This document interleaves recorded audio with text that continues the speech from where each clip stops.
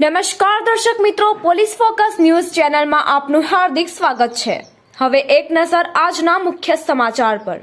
સુરતમાં ઘરમાં gas cylinder સાથે આપઘાતનો પ્રયાસ કરનાર મહિલા સહિત પરિવારનું કરાયું રેસ્ક્યુ। સુરતમાં રોજે રોજ આપઘાતનો બનાવો બની રહ્યા છે, ત્યારે અમરોલી વિસ્તારમાં પોતાના પરિવાર સાથે આપઘાત કરવાનો નિર્ણય મહિલાએ કર્યો હતો, જેથી મહિલાએ ગેસની બોટલ સાથે આપઘાત કરતા અગાઉ ફાયર બ્રિગેડ અને પોલીસને જાણ કરી દેવામાં આવી હતી, જેથી તાત્કાલિક ફાયર બ્રિગેડ ઘટનાસ્થળે પહોંચ્યું હતું। બાદમાં મહિલા સાથે સમજાવટી કામ લઈને તેણીને સાથે પરિવાર 3 સભ્યોએ બચાવી લેવામાં સફળતા મળી હતી। અમરોલી વિસ્તારમાં આવેલી રેસિડેન્સીમાં મહિલાએ ગેસ સિલિન્ડરથી આપઘાતનો પ્રયાસ કર્યો હતો, જેથી પાડોશીઓ એકઠા થઈ ગયા હતા।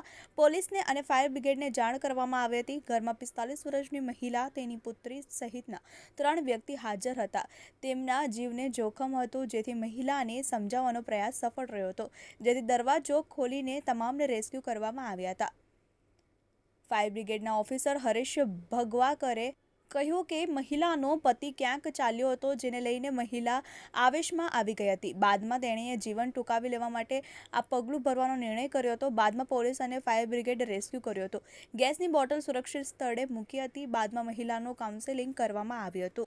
મિત્રો, આવા જ અવનવા સમાચાર જાણવા માટે અમારી ચેનલને લાઈક કરો, સબસ્ક્રાઇબ કરો અને બેલ આઇકોન પર પ્રેસ કરો, જેથી અમારી ન્યૂઝની બધી જ અપડેટ આપને મળતી રહે।